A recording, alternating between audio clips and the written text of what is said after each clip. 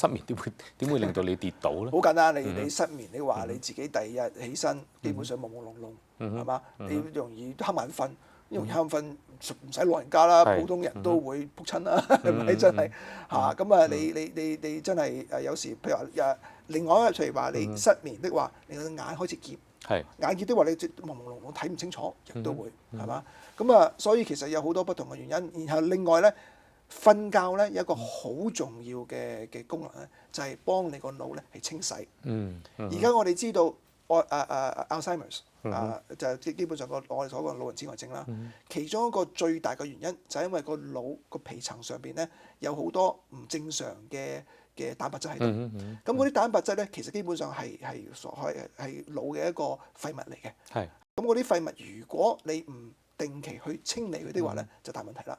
咁幾時清理咧？因為我哋腦裏頭咧係冇嗰個我哋叫淋巴腺嘅。我哋身體其他有淋巴腺可以幫助清理，但係腦裏頭冇淋巴腺，但係佢有 CSF 就喺個腦皮層上邊嘅一個分泌質啦。佢係喺個腦基本上係喺個有好多喺個流質裏頭喺度係維持住嘅嚇。咁嗰個cerebral fluid 咧，嗰個水咧就係到瞓覺嗰陣時候咧，好似有個沖劑咁樣，好似水喉咁樣幫你沖洗嗰個腦。係瞓覺嗰陣時候，佢先至會分泌多啲嗰個流質咧，令到你嗰個腦咧係清洗所有啲嗱喳嘢嘅。如果你唔瞓覺的話咧，變咗好似等於你唔使你自己啲台啊，唔使自己嘅，仲要係足夠嘅瞓覺，要足夠嘅睡眠係啦，導致你咧變咗積累在嗰啲廢物，然後就有嗰個蛋白質喺度。